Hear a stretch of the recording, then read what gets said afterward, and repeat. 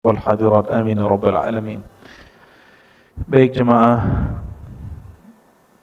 duha masjid apa namanya Kiai? Masjid Raya Cinere ya. Alhamdulillah Kiai Abdurrahman ini sabar sekali dengan saya.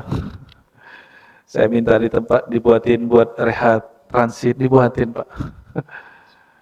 Dan pagi ini spesial saya bilang sholawatnya didahuluin. Punggung saya sakit. Tahu-tahu yang mijit dokter Pak. Dokter Falah sama calon dokter itu Bang Halim mana Bang Halim itu tadi ya. Masya Allah. Jadi dua dokter yang mijit saya begini.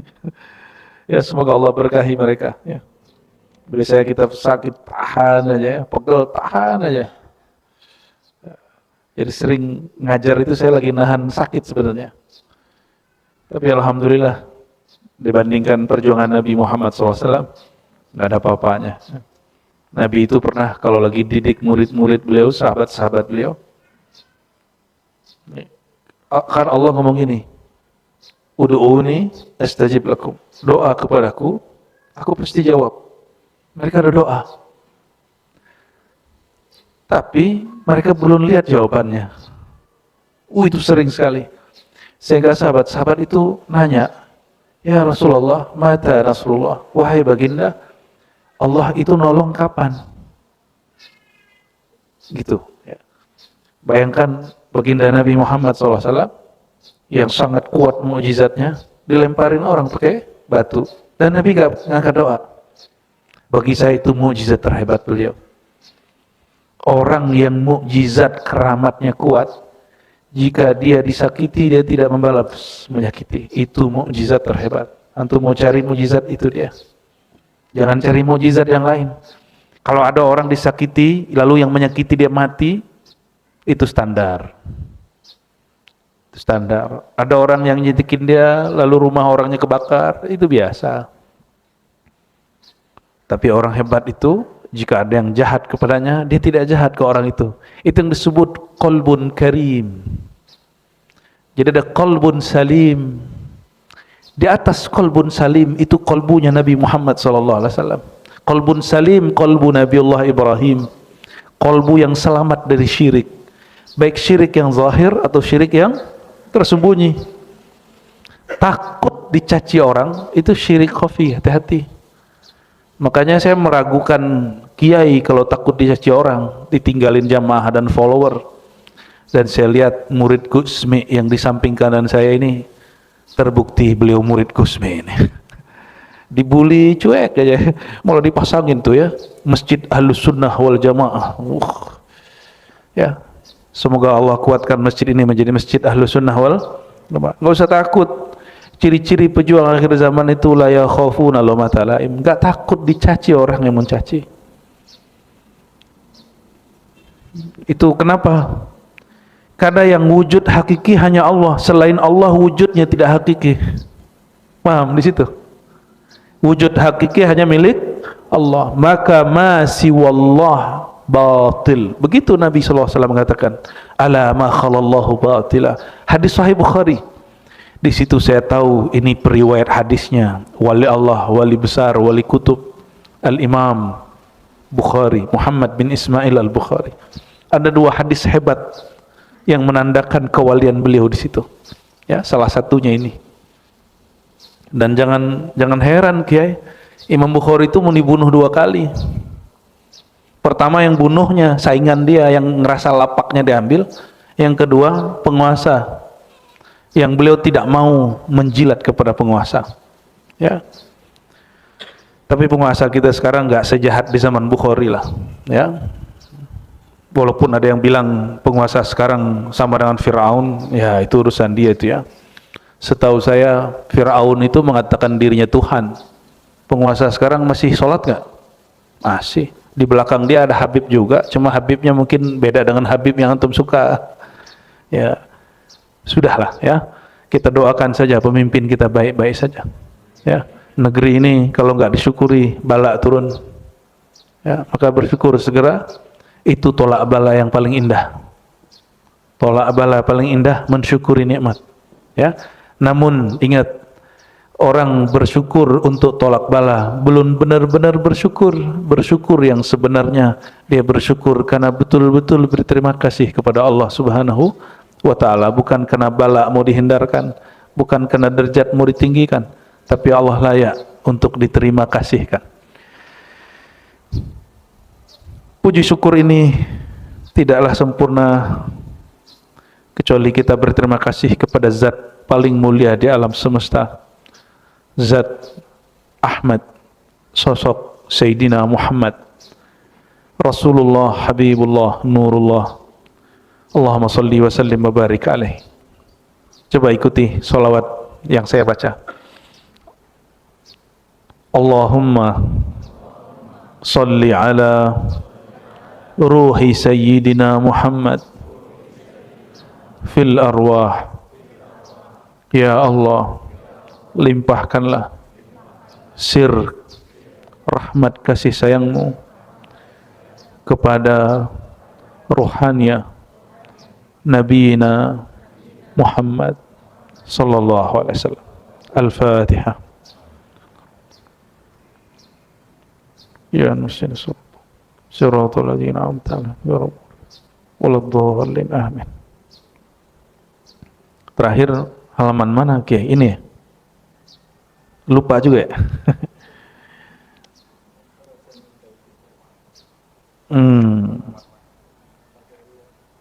Oh, ini sudah ya. Kemarin kita membahas keutamaan merbot masjid. Yadullu ala fadli man kanasal masjid wa nazzafahu. Orang yang membersihkan masjid. Ini hati-hati sama orang yang bersih-bersih di masjid, apalagi tidak digaji, ataupun digaji tapi tidak sesuai dengan pekerjaannya ya.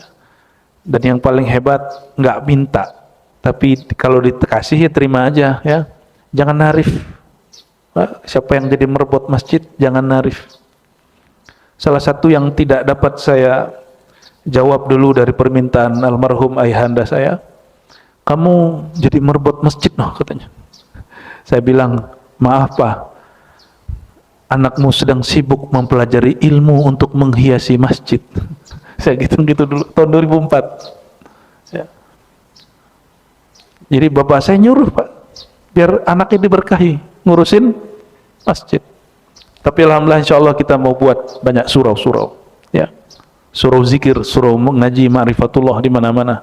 Bahkan tempat saya tinggal pun saya jadikan sebagai tempat ngaji ya, di mana aja, dimanapun kami tinggal dulu kami tempat jadikan ngaji ya. Berharap Allah Subhanahu Wa Taala menjadikannya sebagai masjid hakiki di sisinya ya, tempat mengingat Allah Subhanahu Wa Taala. Man akhraja adzan minal masjid banallahu lahu baitan fil jannah. Hadis Imam Ibnu Majah, siapa yang mengeluarkan kotoran dari masjid, dia sama dengan membangun satu istana di surga. Jadi kalau ada kotoran di masjid, jangan nunggu merbot ngeluarin, kita yang keluarin ya. Maka antum bisa bayangkan merbot masjid kalau tulus, itu dia sudah punya istana yang para saudagar, peniaga, pejabat hari ini nggak punya. Jadi surga itu saat saya berbuat apa, di sana langsung jadi. Gitu. Detik itu langsung jadi. Maka Sayyidina Ibrahim mengatakan, surga itu subur, tapi tanamannya belum ada yang nanam. Maka tanamlah dengan subhanallah, alhamdulillah, Allah akbar, la ilaha illallah. Karena itu juga zikir. Itu juga sedekah. Ya, apalagi sedekah materi, itu lebih dahsyat lagi.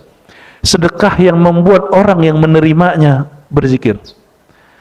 Atau antum bersedekah dengan cara membersihkan masjid atau tempat orang berzikir.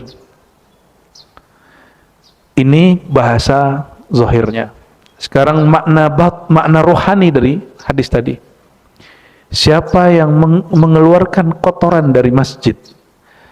Di pengajian lalu saya menjelaskan, masjid itu tempat sujud, tempat zikir. Tempat zikir hakiki itu bangunan atau qalbu orang yang beriman. Sebenarnya masjid hakiki itu mana? Bangunan. Bukankah ada Bangunan seperti gereja tapi dia masjid. Atau bangunan seperti masjid dia gereja. Ada kan di Eropa? Di Turki? Ada. Bukan itulah hakikatnya masjid. Hakikat masjid kullu makanin fihi dzukirasmullah. Setiap tempat yang mana di situ disebut nama Allah. Dan hakikat masjid itu tempat kolbu orang ngumpul, nyebut nama Allah Subhanahu wa ta'ala. Jadi masjid antum ada juga di dalam. Maka keluar masjid, masjidnya dibawa. Paham nggak maksudnya? Keluar masjid, hakikat masjidnya dibawa, bangunannya nggak usah dibawa. Hakikat masjid itu tempat berzikir, sebenarnya itu diri kita yang di kolbu itu. Ini dibawa. Dan bayangkan, jika membersihkan satu kotoran di masjid yang zahir membuat surga di rumah, membuat istana di surga, apalagi guru, syekh, mursyid yang bersihin kolbu antum, masjid di kolbu antum dari kebencian, dari iri, dengki. Kira-kira istana seperti apa yang dia miliki di surga? Makanya guru-guru mursyid itu dia punya aset rohani yang banyak, yang ilmunya nggak putus-putus, nggak habis-habis. Ayat yang sama dijelaskan di waktu yang berbeda akan lain makna. Karena dia punya investasi, bukan di alam ini, dia punya investasi di alam lain sana. Rohaninya punya koneksi. Jika penguasa-penguasa, pedagang-pedagang, dia punya koneksi kepada orang pemilik modal. Pemilik modal hakiki adalah Allah Subhanahu wa ta'ala. Rohaninya nyambung terus kepada Allah Subhanahu wa ta'ala. Maka teman-teman, saudara-saudariku yang bukan Allah, sudah faham makom guru kita ya? Kalau punya guru, punya kiai, punya mursyid, itulah hebatnya ya. Maka cari mursyid bukan yang memprovokasi biar benci kepada orang.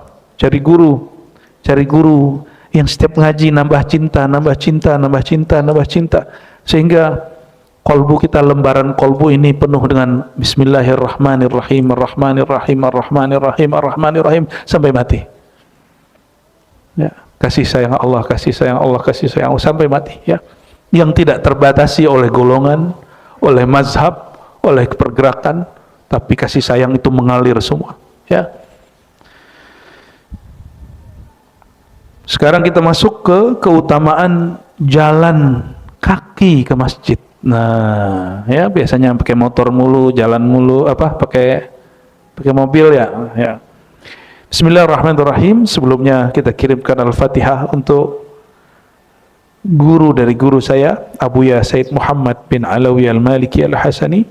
Alhamdulillah ada puluhan guru kami yang ngambil sanad ke beliau. Kalau disebutkan satu persatu tentulah banyak waktu habis. Untuk guru-guru kami dan muallif kitab ini, yaitu Abuya Said Muhammad Alawi Al-Maliki, kita kirimkan surat Al-Fatihah. Bismillah. Ya kemudian surat Al-Ladzina antara waladhdallin amin. Qala wa minha, ya, di antara keutamaan berjalan kepada menuju masjid ya. Fa'an Abi Hurairah radhiyallahu ta'ala anhu, diriwayatkan dari Sayyidina Abu Hurairah radhiyallahu ta'ala anhu, qala Rasulullah sallallahu alaihi wasallam, Nabi sallallahu alaihi wasallam bersabda, Salatul rajul fi jama'atin tudha'afu ala salatihi fi baitihi wa fi suqihi 25 darajah. Salatul rajul, salatnya seseorang, baik laki atau perempuan, di jamaah, tudha'af, dilipat gandakan, dipandang besar oleh Allah daripada salatnya fi baitihi, di rumahnya, atau fi suqihi, atau di tokonya, tempat kerjanya, kantornya, 25 darajah, 25 darajah.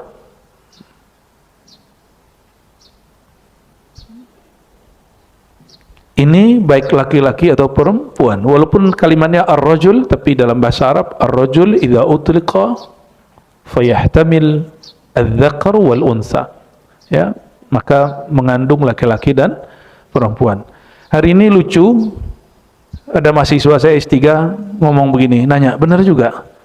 Masa Buya katanya? Teman saya ustadz, dia ustadz juga, ustazah, melarang kami ke masjid, perempuan ke masjid, tapi tidak melarang kami ke mall. Ini ngomong mahasiswa S3. Akhirnya masjid sepi dari perempuan, tapi mall tetap ramai dengan perempuan. Betul, Bu? Berarti kita tidak sepakat dengan pemahaman itu ya? Berarti perempuan tetap dianjurkan sholat di masjid? Mau tahu dalilnya? Sahih Bukhari, hadisnya lebih sahih dari dalil yang melarang perempuan ke masjid. Bahkan tidak ada larangan perempuan ke masjid ya. Saya boleh pastikan yang dilarang itu cuma perempuan yang membawa fitnah, yang niatnya ingin menggoda. Saya yakin ibu-ibu ini niat ke masjid bukan mau menggoda, tapi mau mendekat diri kepada Allah Subhanahu wa taala ya. Kan yang boleh dekat sama Allah bukan ibu doang, bukan bapak doang, ibu juga. Hadisnya menyebutkan la tamna'u ima Allah masajidah. Hadis Bukhari, janganlah larang perempuan hamba-hamba Allah berangkat atau pergi ke masjid. Itu diriwayatkan oleh Sayyidina Abdullah bin Umar ketika ada di antara keluarga dia atau teman dia, murid dia melarang keluarganya yang perempuan pergi ke masjid. Namun kalau lagi ada hajat, keperluan, tugas di rumah yang tidak diwakili yang lain, barulah lebih afdol di rumah. Udah sederhananya begitu. Ketika tugasnya selesai lagi, balik lagi ke masjid. Gitu. Dan tidak adilnya beberapa orang menjelaskan tentang perempuan, seakan-akan perempuan itu sarangnya setan. Sarangnya setan bapak ini atau perempuan? Ketika Sayyidina Yusuf jalan, yang tergoda perempuan. Berarti masalah goda menggoda itu bukan masalah jenis kelamin. Itu masalah diri kita emang. Emang diri kita, di dalam diri kita ada kecenderungan itu. Maka kita tergoda untuk masalah itu. Ini beliau nih punya guru Gusmi. Gusmi itu aneh-aneh, sering bawa atau sering nongkrong di tempat lokalisasi, Pak. Tapi beliau keluar nongkrong di situ, tinggal hitung sebulan 2 bulan bubar itu tempat. Biiznillah. Dan itu PSK, ada yang jadi santri. Ini beliau sedih cerita nih. Jadi santri, jadi hafizah. Ternyata itu maksiat terakhir mereka. Gusmi datang. Maka antum melihat ada orang, jangan suuzon ya. Siapa tahu orang yang maksiat di mata kita itu terakhir maksiat di hari ini. Sedangkan kita terakhir taat hari ini. Ya, ini berulang-ulang kita sampaikan. Ya. Itu ada orang-orang seperti itu ya. Ada orang-orang yang begitu cara dakwahnya. Dakwah dia kebalik dengan kita. Ya. Kita mengira dakwah padahal kita sedang menghina orang ya. Nauzubillah min dzalik.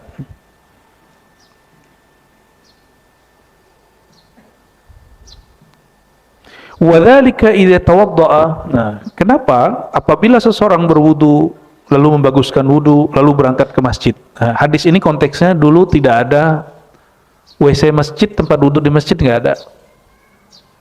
Dulu masjid itu steril dari perairan karena emang nggak ada kerannya, nggak ada sumurnya. Orang kalau ke sumur dulu jauh. Itu sebabnya para sahabat seling sholat subuh pakai wudu isya karena ribet keluar malam hari.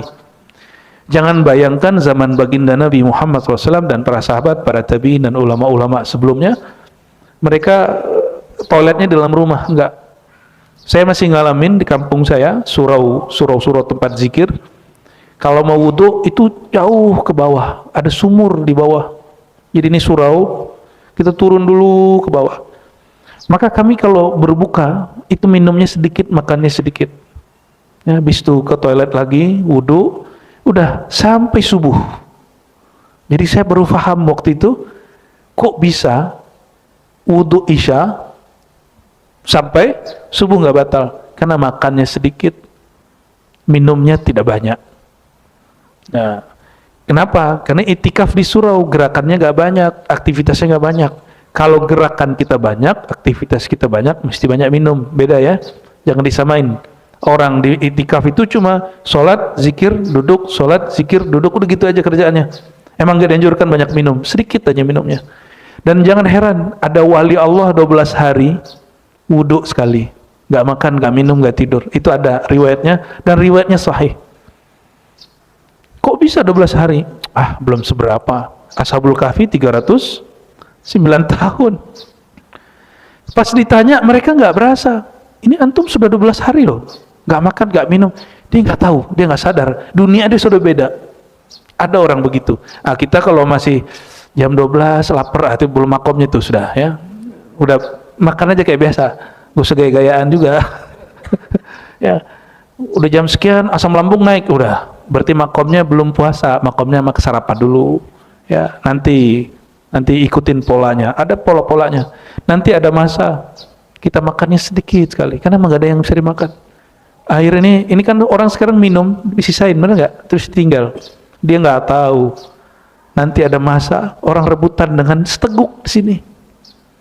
Sebelum masa itu datang, antum jangan begitu. Ya, syukuri ada yang sekarang. Sehingga nanti ketika air itu nggak ada, yang menghidupkan kita bukan air, tapi Allah Subhanahu wa Ta'ala. Jadi kita nggak nyekutuin Allah dengan air, gitu ya. Summa kharaja ilal masjid la yukhrijuhu illa shalah. Lalu dia keluar ke masjid dan dia tidak berniat keluar dari rumahnya kecuali hanya untuk sholat. Ini yang saya sampaikan di bulan sebelumnya. Tujuan kita hidup di dunia cuma sholat. Maka Imam Sufyan, apa kata beliau? Kalau bukanlah karena sholat jamaah, sholat 5 waktu, sholat duha, sholat tahajud, majelis zikir, silaturahim, maka aku memilih lebih baik dikubur mati daripada hidup. Berarti maksudnya apa? Hidup, sholat jamaah, sholat sunat, silaturahim, ngaji, ini lebih nikmat daripada masuk alam kubur, dapat nikmat dalam kubur. Ya, jadi ini nikmat ini. Antum lagi di taman surga. Siapa yang berkalam? Nabi Muhammad SAW. Apa kata beliau? Jika engkau bukan yang hadis yang itu, hadis Bukhari ya, jika ada satu kaum berkumpul untuk ilmu, maka malaikat mengatakan kepada malaikat yang jauh di ujung sana, halumma ila hajatikum, wahai para malaikat sahabatku, saudaraku, berkumpullah kalian. Ini malaikat ngumpul. Setiap manusia itu ada setannya, ada malaikatnya. Itu malaikat yang bersama dia ikut ngaji juga. Kenapa? Ini teman-teman surga. Maka taman surga sudah ada di dunia. Orang yang belum berkunjung ke tamannya sewaktu dia hidup, bagaimana dia akan datang kepada surga ketika dia mati? Ya, enak benar. Ya, maka di dalam Islam nggak ada penebusan dosa. Di dalam Islam, kalau mau ditebus dosanya, tobat beramal sendiri. Guru cuma menuntun jalan. Nggak bisa dibayar ya. Mengenai kafarah betul ada dalam ilmu itu, tapi masuknya ke bab adab. Masuknya ke bab adab, tidak masuk ke bab fikih. Ya. Nabi SAW ada beberapa riwayat ya menyebutkan sahabat Nabi melakukan A lalu disuruh kafarah. Ada kafarah yang wajib, ada kafarah yang sifatnya rohani, spiritual. Yang spiritual ini nggak masuk wilayah fikih. Ya. La yakhtu khutwatan. Ketika niat dia keluar. Ini teman-teman masih ada yang kerja berangkat pagi pulang sore, masih? Benar? Ganti niatnya. Saya berangkat untuk sholat nanti di masjid kantor, gitu. Gitu ya. Terus kerjanya gimana? Kerja ngikut sholat, bukan sholat ngikut kerja. Orang hidup begitu nikmat sekali ya. Itu yang disebut indahnya hidup bersama Allah Subhanahu wa Ta'ala. Maka nggak ada orang panik karena tujuan dia sholat. Seandainya pekerjaan dia berhenti nggak bertuhan ya, maka nggak ada dalam Islam orang yang sir sholatnya hidup, nur sholatnya hidup, dia panik kalau di PHK, nggak ada ya, karena mereka tidak perlu demo kepada makhluk, dia cukup memohon kepada Khalik Allah Subhanahu wa Ta'ala. Lam yakhtu khutwatan, tidaklah dia melangkah satu langkah, illa rufi'at, kecuali satu langkah diangkat lahu bagi orang yang melangkah itu, biha dengan langkahnya darajatun, satu derajat. Oke, dari parkiran ke sini ada 10 langkah ya, lumayan lah. Dari rumah naik apa? Mobil. Ya, derajatnya dari rumah ke mobil, pas mobil turun gitu. Ini harfiah hadis, ngikutin harfiah hadis. Lo kan kita mobil bayar, iya bayar, betul. Saya nggak nanya itu. Bensinnya beli kok, iya saya nggak nanya itu. Yang Nabi bicarakan jalan, maka teman-teman di tempat tinggal sekitarnya ada masjid. Coba sekali seminggu, kalau nggak setiap hari jalan kaki. Jalan kaki. Insya Allah orang yang begitu terus, ya, dia husnul khatimah. Kenapa? Derajatnya diangkat. Wa hutta anhu biha khati'atuhu. Lalu Allah gugurkan kesalahan-kesalahan dia. Kita setiap hari ada salah, mulut kita kadang nyakitin pasangan sendiri, teman sendiri, tetangga offline dan tetangga online. Benar ya? Itu Allah gugurkan, gugur. Ya. Maka ada satu wirid yang orang lupa. Ada wirid bukan di atas sajadah, tapi wirid sebelum sampai ke atas sajadah, yaitu jalan kaki. Ini yang saya takjub ke jemaah tabligh, mereka punya satu gerakan namanya khuruj jemaah jalan kaki. Emang nggak masuk akal sih orang-orang itu hari ini, tapi ada loh. Walaupun satu dua. Kalau dulu kiai-kiai kita disuruh kamu jalan kaki ke Surabaya, benar nggak kiai? Dari Jakarta ke Surabaya jalan kaki, nggak masuk akal kan? Akal antum, akalnya kiai masuk, akalnya murid masuk. Jadi kalau jemaah tabligh masih mending jamaah ini sendiri, nggak boleh bawa handphone, nggak boleh bawa duit, sedapatnya makan sedapatnya, nggak boleh minta, bayangin coba. Betul-betul, ya, itu wiridnya Syekh Abdul Qadir Jilani, nggak boleh minta ke makhluk. Fa idza shalla lam tazal malaikatu tusalli alaihi. Apabila dia salat, maka malaikat senantiasa bersolawat untuknya, madama fi shalah, bahkan selama dia masih di tempat salatnya, walaupun dia nggak salat, walaupun ketiduran, ngantuk tuh. Nggak apa-apa. Maka saya nggak pernah marah lagi ke santri saya, mahasiswa saya yang ketiduran, Pak. Karena malaikat sholawat kepada dia walaupun dia ketiduran. Kan dia udah berjuang matanya, tapi matanya lebih berat daripada ilmunya. Atau ilmunya keberatan. Nggak ada masalah.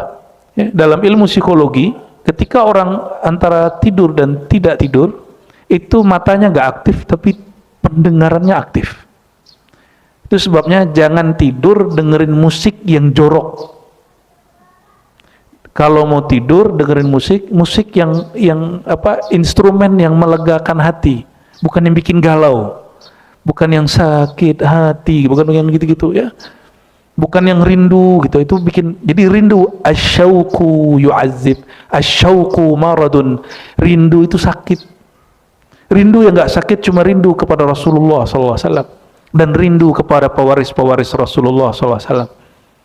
Karena merindui pewaris Rasulullah bukan si pewarisnya yang kita rindui, tapi nurullah, nur Rasulullah yang ada pada diri orang itu. Makanya rindu nggak sama gurunya? Kiai, rindu nggak sama Gusmi? Rindu. Ini kalau diterusin nangis nih Pak. Diterusin nangis ini. Semua orang merindukan Rasulullah SAW karena nggak bertemu fisik baginda Nabi Muhammad SAW. Orang merindukan gurunya. Tanya teman-teman ribat itu, ya, teman-teman kita yang khidmat di ribat, saya keluar kota Pak, mereka kelimpungan. Ini baru Ar-Razi yang hilang. Gimana antum kehilangan sosok Nur Muhammad sallallahu alaihi wasallam? Ya. Gimana enggak nangis Sayyidina Bilal, enggak sanggup dia tinggal di Madinah, maka dia pindah ke Syam karena setiap kali dia melihat rumah Nabi sallallahu alaihi wasallam, lorong-lorong yang dulu dia temani Rasulullah sallallahu alaihi wasallam. Dulu tempat-tempat yang Nabi nongkrong duduk, nah dia gak sanggup. Dia melihat Nabi SAW nangis. Punya orang yang kita kasihi dan berpulang, punya ngelihat benda yang dia suka. Setiap hari kayak dia ada di hadapan kita. Dan dia gak sanggup, maka dia pindah ke Syam. Ya, itu yang antum merindui, bukan si fisik dia. tapi sebenarnya nurullah, nur cahaya Rasulullah yang ada di situ, ya.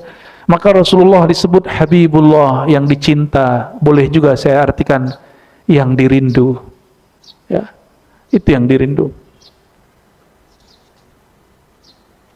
Maka di akhir zaman, puncak nanti, kekecauan akhir zaman, ini belum puncak-puncak amat. Jadi ada orang nanya, udah nggak sabar dia, kapan sih Imam Mahdi keluar? Gitu ya, ada pertanyaan gitu ya. Sabar bro, ya, sabar, ya. Allah aja penyabar kok untuk ngeluarinnya. Masa kita nggak sabar untuk menunggunya? Innallaha ma'as sabirin. Allah karena dia maha penyabar, hanya membersamai orang yang sabar. Termasuk sabar untuk menyerang musuh, baik musuh yang zahir atau musuh yang batin. Jangan kelabakan, ya. Kita harus sabar. Baru kalau Allah bersama orang sabar, kalau bersama Allah kalah atau menang? Ada orang bersama Allah kalah? Gak ada. Orang bersama Allah yang ada cuma ngalah untuk menang. Maka coba perhatikan, Rasulullah SAW di Mekah 13 tahun, perjuangannya rumit, tapi nggak sampai sempurna 11 tahun, hanya 10 tahun lewat sedikit. Itu rasanya sahabat di Madinah seperti ribuan tahun. Berapa tahun di Madinah? 10 tahun. Benar hadisnya. Benar, ya. Nabi itu wafat bulan Rabiul, baru selesai 10 tahun, masuk ke tahun ke-11. Muharram, Safar, Rabiul Awal, wafat hari ke-12. Jadi 10 tahun 2 bulan lebih dikit. Tapi sahabat-sahabat merasakan lebih dari 1000 tahun. Maksudnya apa? Coba, saya sama Kiai ini sama-sama mengajarkan tentang Nabi. Udah berapa tahun punya pesantren, Kiai? 2012. Dan udah berapa tahun nyantri dulu? Dari umur 12 juga? Dari SD. Udah kapan belum ngaji tentang Rasulullah SAW? Dari SD beliau ngaji tentang Rasulullah sampai sekarang berumur 50, belum khatam ngaji tentang Rasulullah SAW. Umur kita nggak cukup untuk ngaji Rasulullah SAW, walaupun beliau cuma 10 tahun di Madinah. Dan nanti kata Nabi SAW, itu Al-Mahdi, nama dia sama dengan namaku. Maka jika engkau rindu aku, rinduilah dia. Itu maksudnya. Terus nanti dia akan membersamai umat 9 tahun lamanya. Tapi ingat, 9 tahun itu rasanya sama dengan 9.000 tahun. Rasanya. Kok bisa? Nanti handphone udah nggak ada, TV udah nggak ada, Gojek udah nggak ada. Itu dunia tuh jalannya lama gitu. Yang pernah hidup tahun 60-an, 70-an, 80-an sebelum ada TV segala macam, rasanya hidup lama nggak?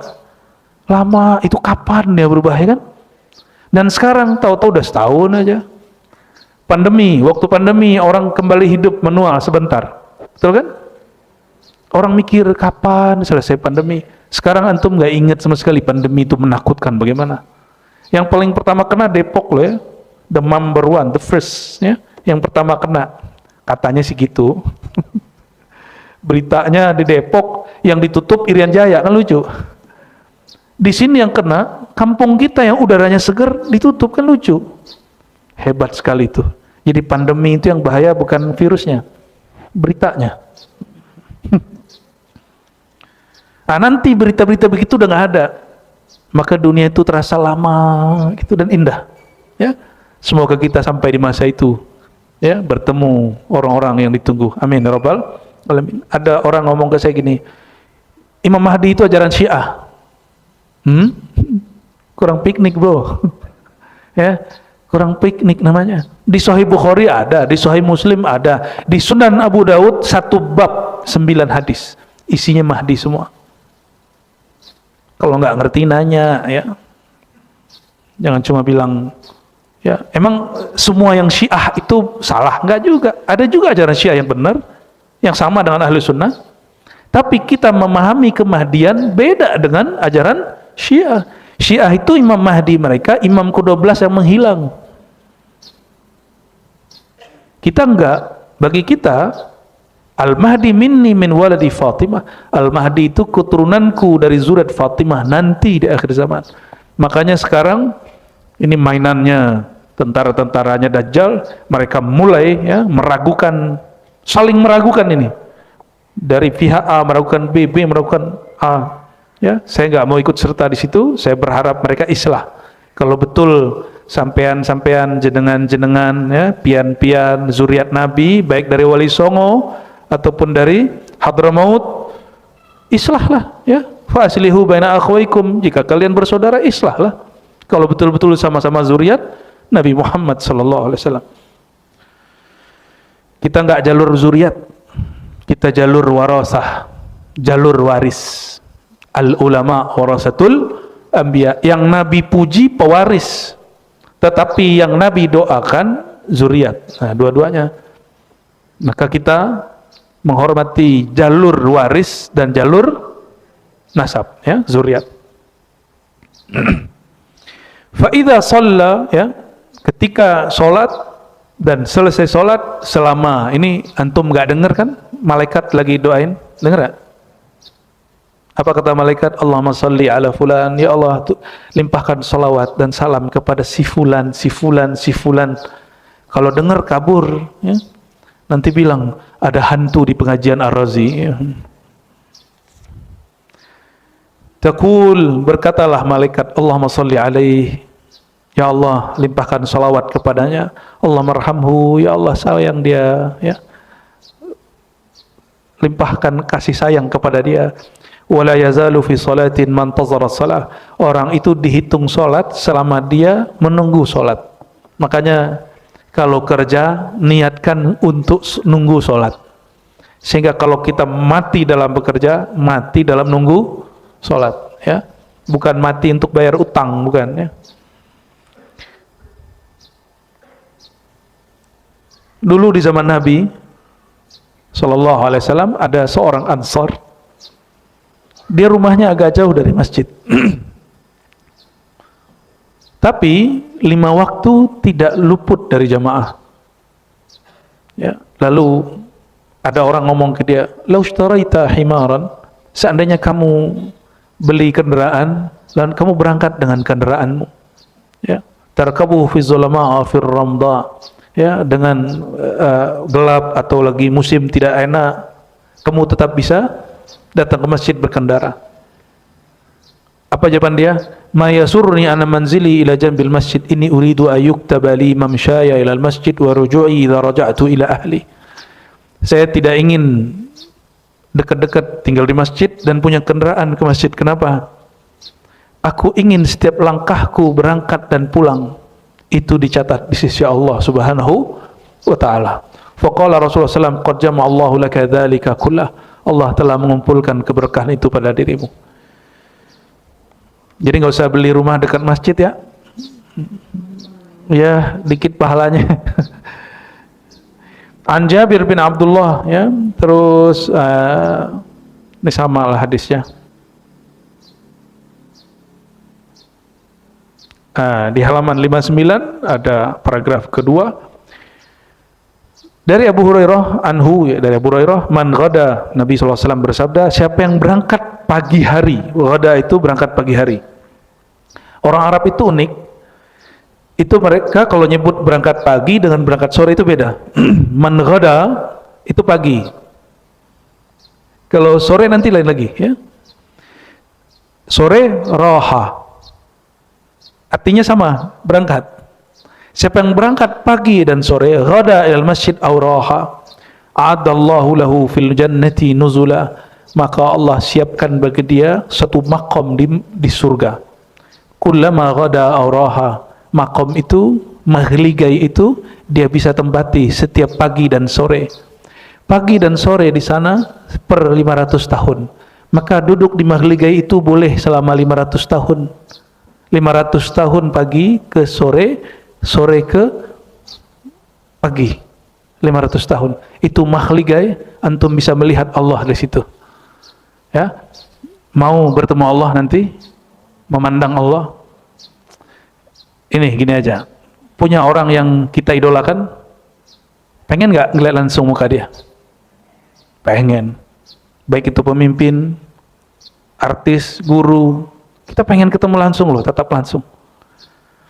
Ada orang menatapnya acak dari tempat yang nggak disiapkan. Ya, mungkin dia main terobos-terobos tempat, tapi ada tempat VIP. VIP tempat memandang Allah Subhanahu wa taala disiapkan bagi orang yang berangkat jalan kaki pagi dan jalan kaki sore. Gimana? Masih kurang jelas? Ya.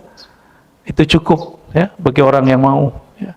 Setiap kali dia datang nur, besok nur lagi, pagi besok nur lagi, begitulah nurun ala nur, nurun ala nur. Semakin dia ulang terus, makomnya tambah tinggi di hadapan Allah SWT. Maka niatkan bukan cari pahala semata, tapi niatkan berangkat itu mempersiapkan, melayakkan diri untuk pantas bertemu Allah Subhanahu wa ta'ala. Mungkin nggak ketemu Allah tanpa melalui kekasih Allah? Maka antum mengamalkan ini, pasti ketemu baginda Nabi Muhammad SAW. Emang gampang ketemu Nabi Muhammad SAW? Ketemu kiai aja sulit. Ketemu gubernur aja sulit, apalagi gubernur langit. Ketemu presiden aja protokolnya ribet, apalagi protokolnya Sayyidina Muhammad SAW. Nanti kalau di surga, jangan dikira gampang ketemu. Nanti yang nunggu, yang nahan, banyak sekali. Kalau dia nggak punya akses selama di dunia, dia nggak punya akses nanti di akhirat. Ya, maka makom orang itu di dunia, tinggal cek dia rohaninya ketemu Rasulullah, apakah ketemu, menatap, berbicara, atau dekat, atau bagaimana? Ya, itu beda. Ya.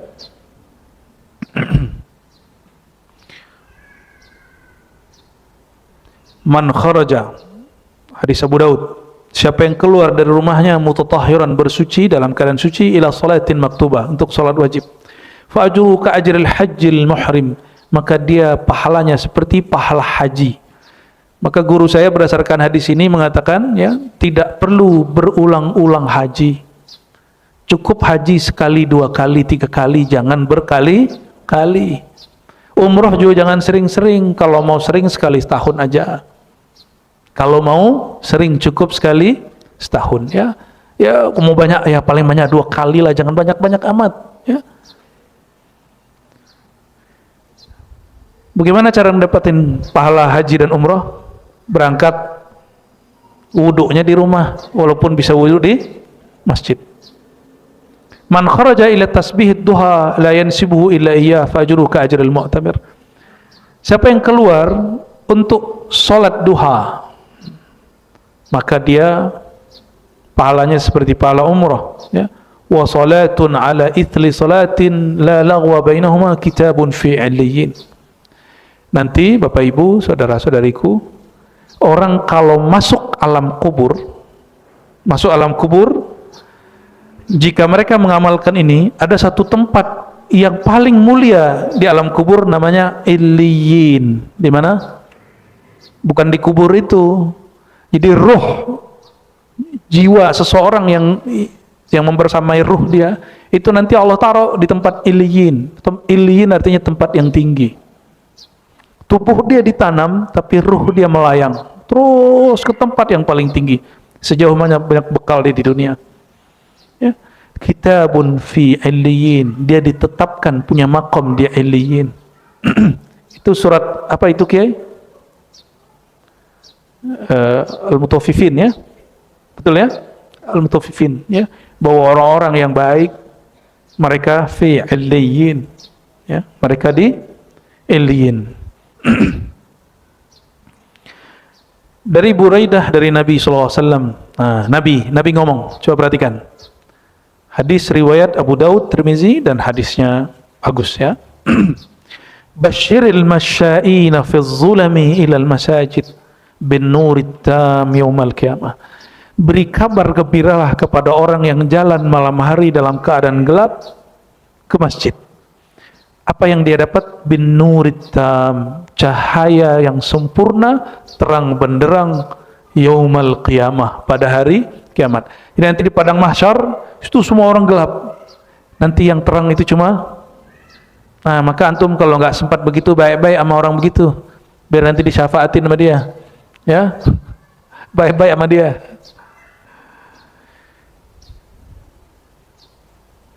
Nah, dan mereka itu disebutkan dalam hadis yang berikut, al-khawwaduna fi rahmatillah, orang yang larut dalam kasih sayang Allah Subhanahu wa ta'ala, ya. Hadis ini riwayat Imam Ibnu Majah rahmatullah alaih. Oke, jam 9 gimana Kiai? Cukup? Mau tanya jawab? Monggo.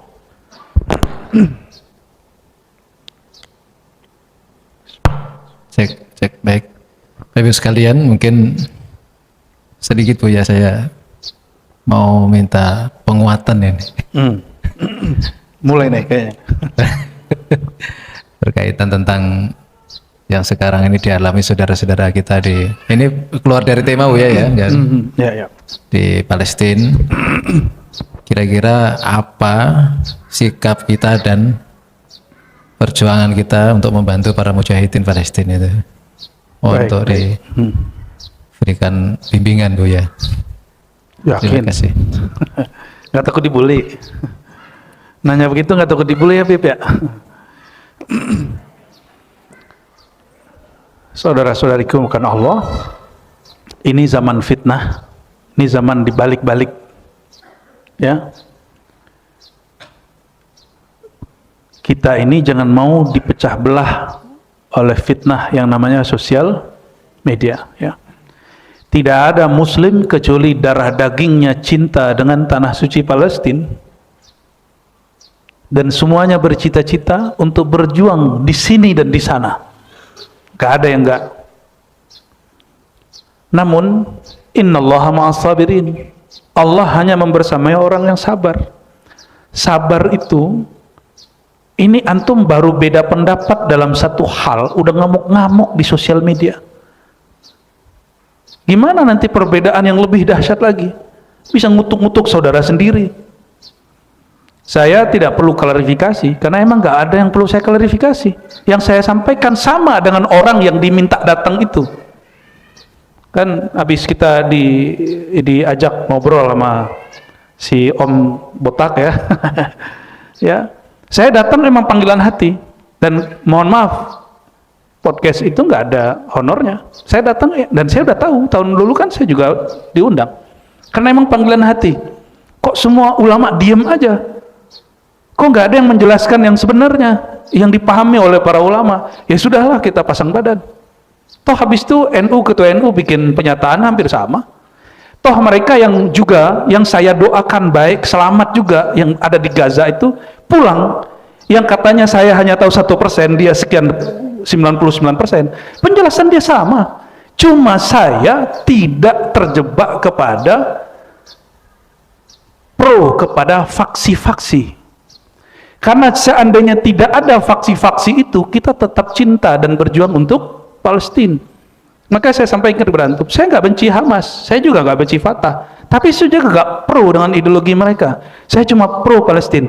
Maka selama Hamas dan Fatah membela Palestina, kita bersama mereka, tapi bukan bersama ideologi yang mereka konflik sesama mereka.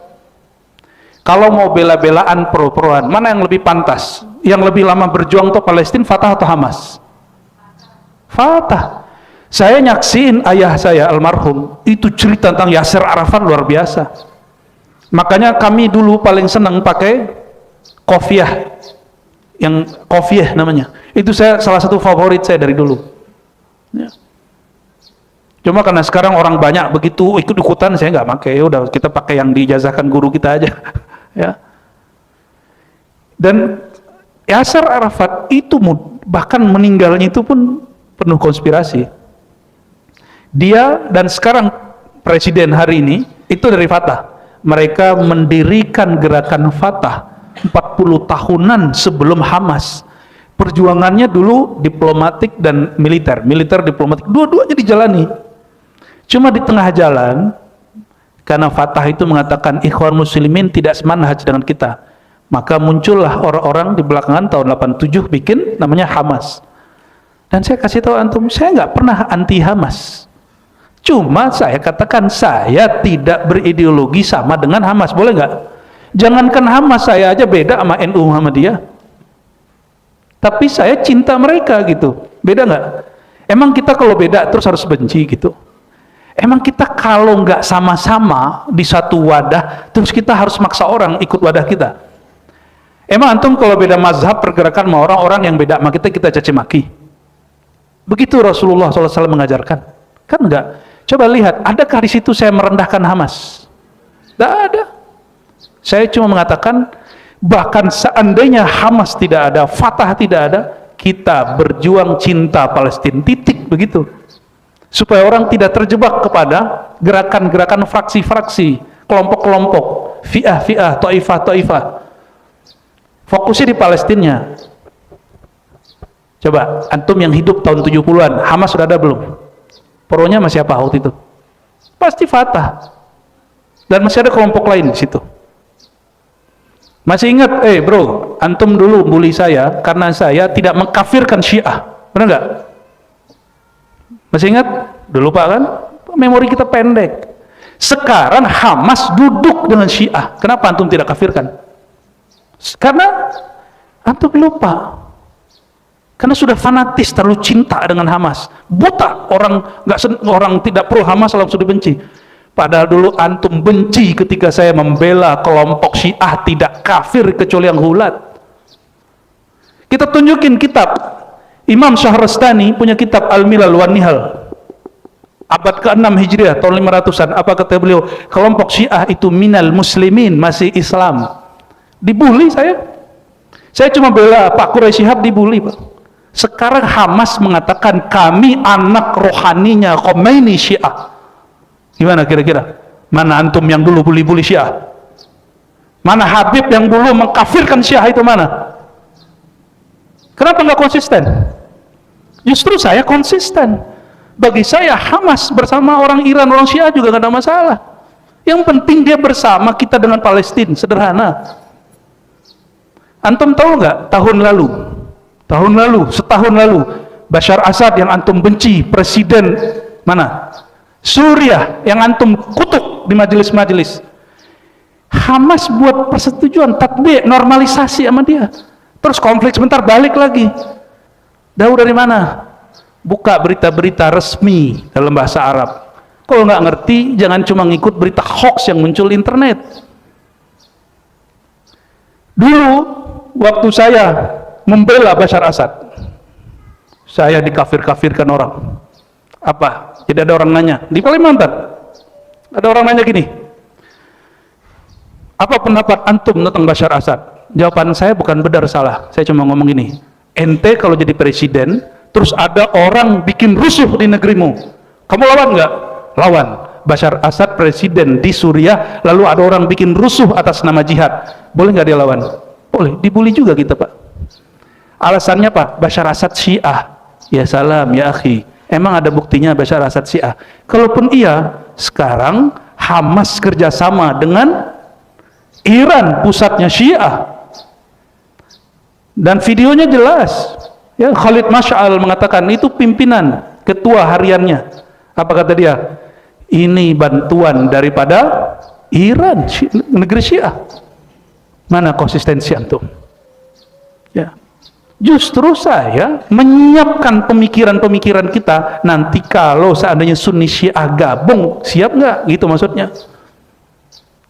Yang saya cita-citakan di kepala saya cuma satu, innamal mu'minuna ikhwah, orang beriman itu saudara. Makanya antum lihat video-video saya sebelumnya, saya mendoakan Hamas, Fatah, Islah.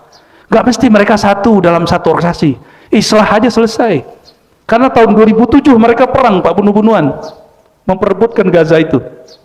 Kita nggak mau meniru itu. Antum mau NU Muhammadiyah perang? Nah, mau rebutan Indonesia? Kira-kira begitu. Maka saya cinta Palestina. Maka jika Hamas emang judulnya cinta Palestina, ana ma'hum, saya bersama Hamas.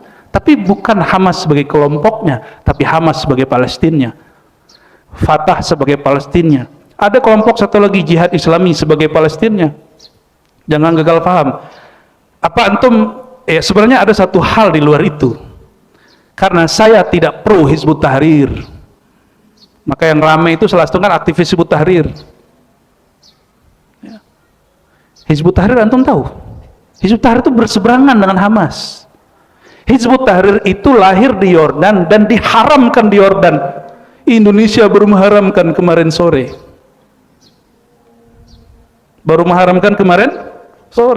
Saudi mengharamkan Ikhwan Muslimin, mengharamkan Hizbut Tahrir.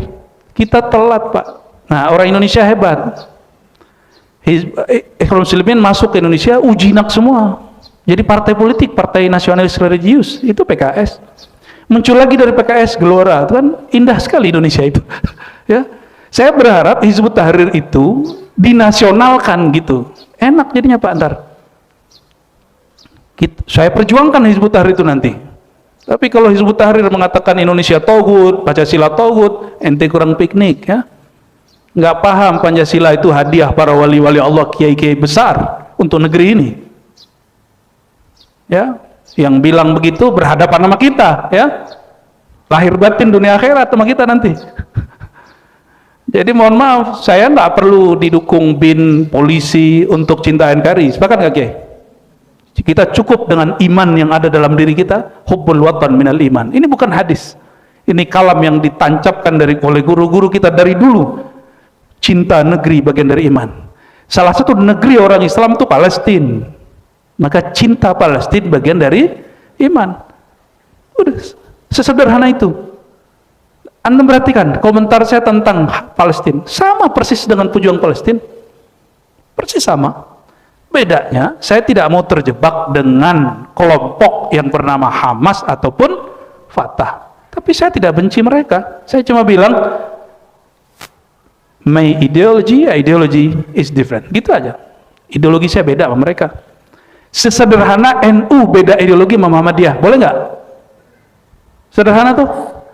Apakah sesat orang NU beda dengan Muhammadiyah? Apakah sesat orang Muhammadiyah beda dengan NU? Saya tanya lagi, apakah sesat antum tidak suka dengan beda dengan Hamas? Ya, apakah termasuk tidak bela Palestina kalau kita tidak pro, tidak masuk anggota Hamas? Enggak. Ada imigran Arab salah paham bab itu, lalu buat hoax tentang Hamas, bahwa Hamas itu begini-begini. Saya nggak percaya, nggak gitu-gitu amat. Ya, nggak gitu-gitu amat. Ala kulli hal, teman-teman, ya, saudara-saudariku. Saya ngomong begini bukan supaya antum percaya mani juga. Saya ngomong begini hanya untuk ngimbangin. Bagi saya sudah cukup Allah tahu isi hati saya. Ya, kita ini nggak perlu klarifikasi. Maka setelah itu kan saya nggak mau lagi diundang oleh siapapun untuk masalah Palestina. Kenapa? Untuk apa saya buat klarifikasi supaya antum senang sama saya? Itu syirik khafi. Itu syirik khafi. Syirik tersembunyi. Itu nggak benar, guru saya nggak ngajarin begitu. Ya, masyayikh saya nggak ngajarin begitu. Kita itu diajarin oleh Imam Syazili. Katakanlah kebenaran itu benar supaya Allah membenarkan kamu, bukan supaya makhluk membenarkan kamu. Itu mauqif saya, itu pendirian saya, pahit, manis, itu yang saya tempuh. Maka dibully kita biasa aja, dicaci, dipuji juga biasa aja. Karena bagi saya pujian dari makhluk tidak abadi. Makhluk itu fana, pujian dia juga fana. Buliannya makhluk itu juga fana. Yang hakiki cuma Allah Subhanahu wa taala. Beres? Jelas mana saudara, mana yang ngaku pura-pura saudara? Saya nggak pernah ngelarang untuk donasi. Coba perhatiin videonya. Justru antum belum ngomong Palestina, ada yang ngomong Palestina. Dulu di sekolah saya sudah ceramah Palestina, Pak, tahun 2000. Masih remaja tuh. Antum nggak mana waktu itu? Kita doa, ya, pakai mic. Upacara Jumatan itu isinya ceramah siswa, dan selalu saya yang ceramah di sekolah. Itu saya doa, Allah mansur al-mujahidin fi Palestina. Diketawain sama guru matematika. Kamu ini doa kejauhan. Dan sampai hari ini saya selalu doa untuk Palestina. Nggak berubah. Dan saat itu orang-orang nggak terjebak dengan Hamas ataupun Fatah. Orang masih biasa aja. Fokus di Palestinanya. Jangan terjebak dengan perbedaan-perbedaan organisasi itu. Kalau antum cuma pro Hamas, Terus Fatah yang sudah berjuang 40 tahun lebih awal dari Hamas, antum kemanain? Ya. Kalau antum cuma pro Fatah, Hamas yang sudah berjuang dari tahun 87, kemana? Jadi kita imbang aja, ya. Gimana? Tegang nggak? Anda mau begitu, santai aja. Bismillahirrahmanirrahim. Faham atau tidak? Aneh udah ngomong gini, antum jangan kira mereka akan senang. Enggak. Terutama penganjur khilafah ala Hizbut Tahrir gak akan senang.